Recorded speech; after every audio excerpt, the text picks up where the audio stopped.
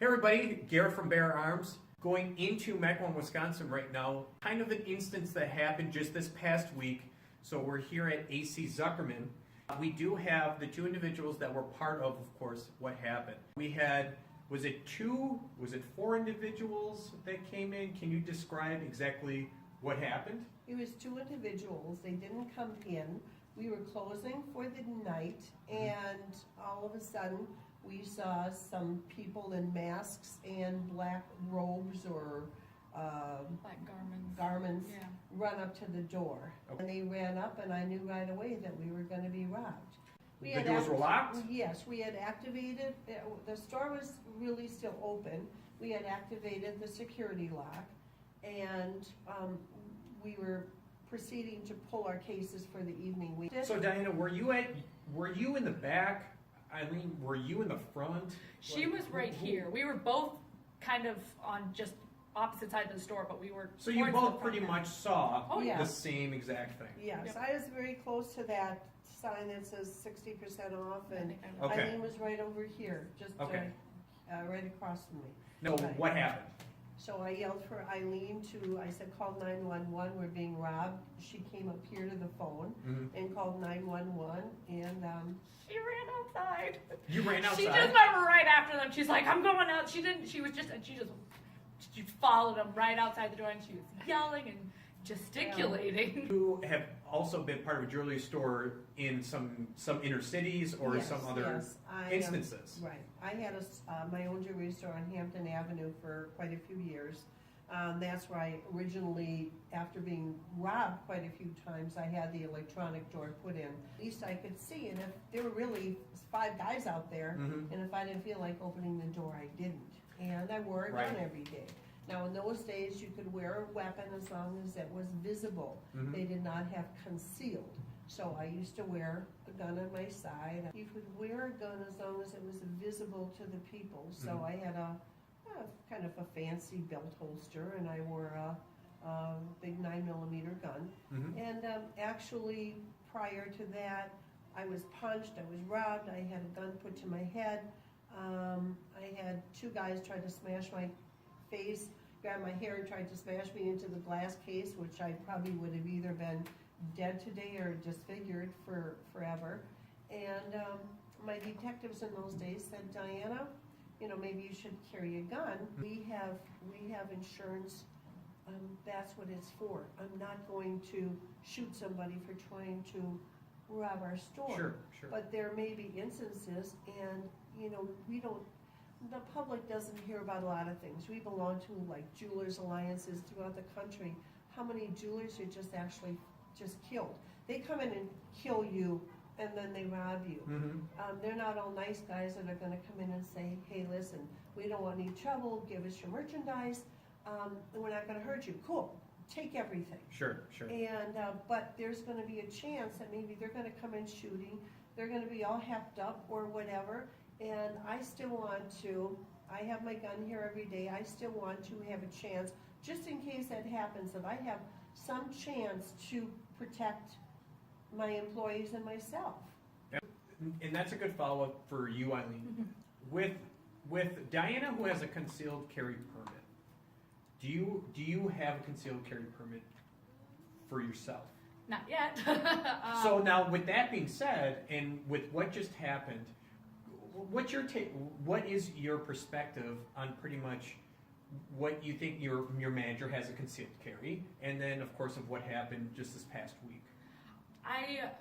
As I said, I don't have one yet, and I've been here a couple of years. I haven't felt the need to get one immediately because I know she has one. So I knew someone in the store had one, and my parents, who are they're weapon people, we have pieces at home. It's all taken care of safely. So since I knew that there was often a piece on the premises, I was fine. I felt more comfortable, and my parents said somebody. So you actually feel more comfortable that there's a weapon inside the premises? Oh yeah, absolutely.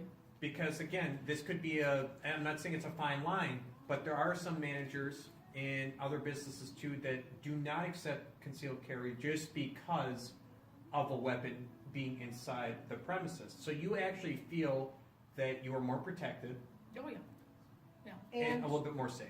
And Oh, yeah. Eileen does want to take the course. Yeah, and I will. And she does want to get it Absolutely. concealed and carry. Mhm. Well, fantastic. And, the thing is that I've wore a gun for so many years in my stores, I'm not gonna be trigger happy or something, I know that. Mm-hmm. But I think, was it Jared, there was a jewelry store robbed last year, and they had a security guard, and they found out that they thought one of the criminals killed the employee, it was actually the security guard. So you really have to be very, very, very careful Mm-hmm. and know what you're doing, and Eileen wants to, and we encourage everybody here, to learn how to shoot, to buy a weapon, and to know if they can use it. There's a lot of psychological things involved too, but I think that carrying a gun outweighs any of the negatives. I think the positive is that you're alive, and you can save your life, and probably deter things from happening. Now, as a community though, because we're talking about Mequon. Right. This is a little bit more of a community that's more well endowed. The income is a little bit more heightened than our other surrounding communities, so there's a little stigma when it comes to firearms. What would you tell the people inside the community about not only this circumstance, but having a weapon in case something bad were to happen? It's all about awareness. It's all about safety. We have, there's 5 kids in our family. We still have a piece. And you're not just aware of your surroundings in terms of like what could possibly happen, but aware of how your family is around a piece. If you are careful, you will be fine. But it's common sense, which is, not plentiful usually anymore, but it's so basic. It's just common sense to be aware of normal gun safety. And Sure. I understand that would make a lot of moms nervous, but there's all kinds of things that make moms nervous. Car accidents, other accidents inside the home, gas explosions, things like that, Mhm. are 10 times worse. Mhm. This is just this is extra, and you have more control over this, Mm-hmm. especially if you are prudent parents, prudent members of the community. You will be better for it, in my opinion. Daniel, what do you think? Well, Shift, now I shift. have to sit up for this one. I live in Thiensville. I love Thiensville, Mequon community. I'm sorry, but I think people are kind of pretty much foolish here. I think they take things for granted, and they take safety for granted. Now, my take on things, and I try to look, if I'm a criminal, if I'm gonna do a home invasion, am I gonna do a home invasion in some poor area where chances are they're really not gonna have much for me to get? Mm-hmm. Chances are, in the poor areas, they actually have bigger guns than we do, and everybody has a gun. Most of them are probably Saturday night specials and throwaways, but they still have a firearm. Mm-hmm. And I says, or am I gonna come out to places like this where everybody has cash, jewelry, expensive electronics and things like that? Again, not everybody has to conceal and carry. My son was brought up around guns because I've always had them and my father always had them. You teach them respect also, and Mhm. say that this is critical, and if you bring your children up right, you don't have to worry about them flashing guns. If I'm gonna live to see that, I'm not sure if it's gonna be in a couple years. It's progressively getting worse every single year, and the things that you read about on the news and things like that. It's our Second Amendment right, and to bear arms, and I think people should, but again, they have to have the proper training.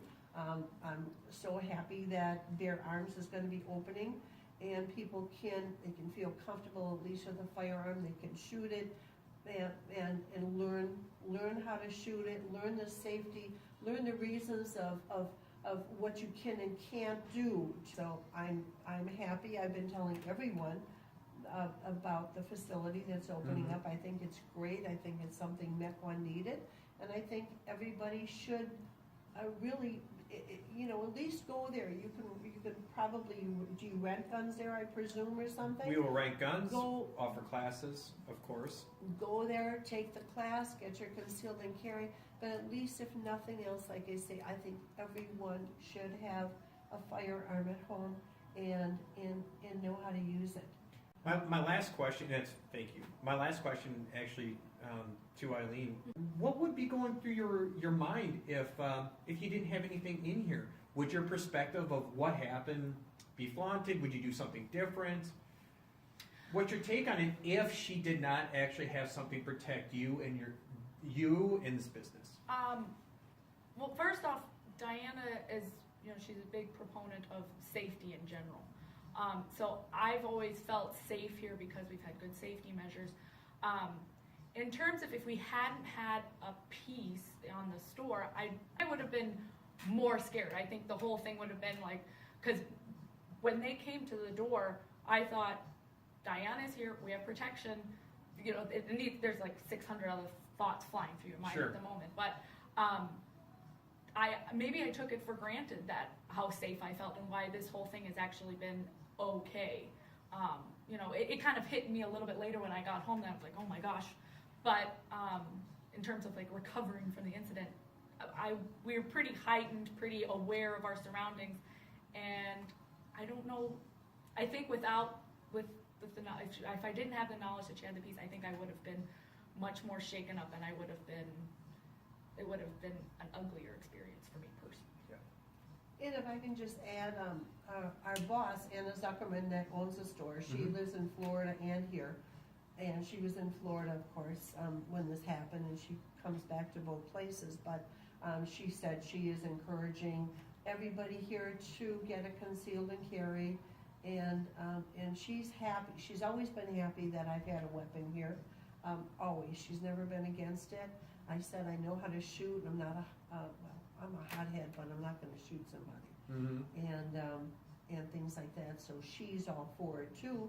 And I'm sure that when she comes back, she will probably enjoy going and shooting is nice. It's a social release also. Sure.